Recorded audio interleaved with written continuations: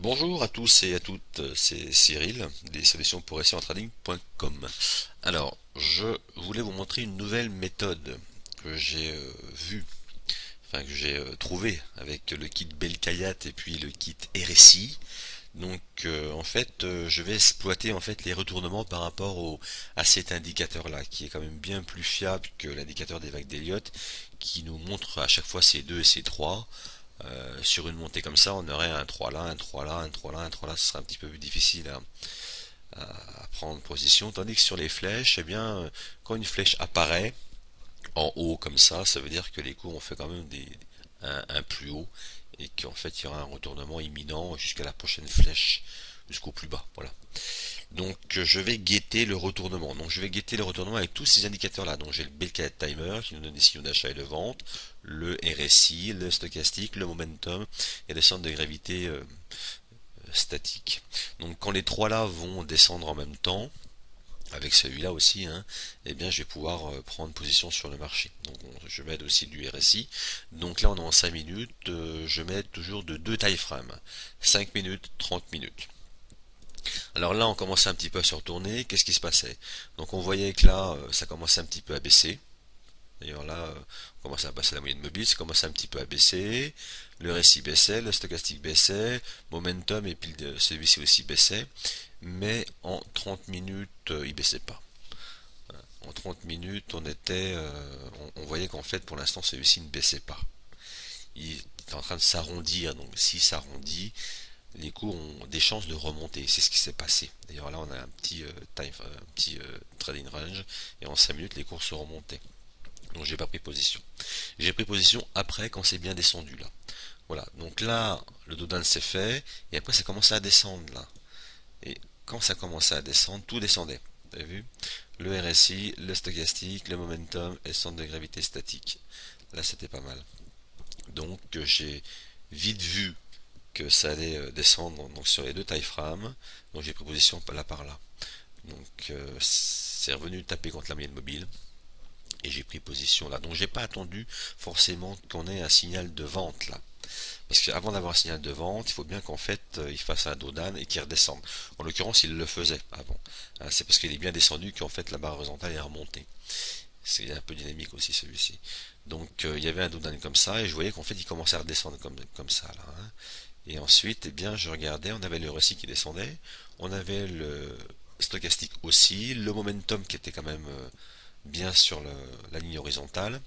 Alors c'est bien d'avoir aussi, on va avoir des indicateurs qui vont des fois, bon, être là, et puis l'autre qui va être au-dessus sur la ligne. Alors c'est quand même préférable qu'on en ait un en fait un petit peu plus haut que l'autre quand on veut descendre comme ça. Et qu'il soit pas non plus trop bas, hein. Faut qu'il y en ait un ou deux quand même qui soient qu'on ait de la marge quand même. Donc c'est ce qui s'est passé tout à l'heure. Donc j'ai pris position ici et j'ai profité de 50, 60 pips et ensuite j'ai arrêté là. Vous voyez que ça cafouillait un peu ici. Donc il y avait de l'incertitude. Donc j'ai mis mon stop loss en training stop là et boum c'est remonté, ça a coupé la position. Voilà, donc les règles en fait c'est d'avoir deux time frames et que ça aille dans le même sens. Tout simplement. On n'est pas obligé que ça à chaque fois d'avoir des signaux.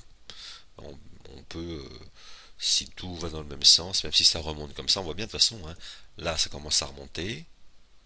Bon, il peut repartir en fait à la baisse, mais si tous les indicateurs montent, il n'y a pas de raison qu'ils repartent à la baisse.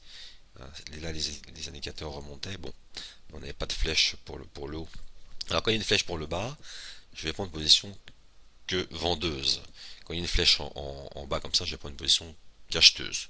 Je vais simplement en fait optimiser puis profiter en fait des retournements, tout simplement. Alors soit je vais chercher le pivot pour les bénéfices, soit j'attends, hein, je laisse mon stop loss en haut, parce qu'il peut être en fait si je reviens pour sécuriser mes profits avec la théorie de dos, si le prochain plus bas est moins bas que le dernier, non si le prochain plus bas est plus bas que le dernier plus bas et qui remonte et qu'il est moins haut que le dernier plus haut, donc je vais mettre en fait mon stop loss. Mais là, des fois ça peut revenir taper. Donc généralement quand ça part bien, ça va jusqu'à la prochaine flèche. C'est très rare que ça vienne taper le stop. Voilà. Donc, deux time frames, que les indicateurs allent dans le même sens. Là c'était bien parce qu'on avait la flèche en 5 minutes et on avait la flèche en 30 minutes. Donc ça consolidait un petit peu la qualité du trad. Ça c'était pas mal. Et puis tous ces indicateurs là, donc faut pas trop embêter non plus, hein. Trop d'indicateurs tue l'indication. Mais en l'occurrence, ils vont bien ensemble. Le stochastique, c'est un très bon indicateur. Le momentum, c'est pour les nouvelles tendances. Donc, généralement, là, par exemple, voilà, on descendait là. On voyait que ça cassait en même temps leur ligne horizontale. Et puis, on avait encore de la marge, là, hein, sur cet indicateur-là. On avait les trois qui allaient en même temps. On avait celui-ci qui baissait. Voilà, donc ce qui a verrouillé, en fait, la prise de position. Et puis, bien sûr, le récit, quoi. Et c'est ce qui va faire en fait la qualité du trad et de prendre des bénéfices, d'avoir la joie de gagner sur les marchés financiers et optimiser les retournements à chaque fois. C'est quand ça passe sur les deux time frames en même temps, il y a 95% de réussir son trad. Voilà. Donc j'espère que je me suis bien expliqué. De toute façon, je ferai des vidéos avec des prises de position en temps réel, hein, dès que la semaine prochaine, par exemple, mais je les mettrai sur le blog et puis sur YouTube. Je vous dis à très bientôt. Je vous souhaite de faire de très très bons trades et voilà. Allez, à plus, au revoir.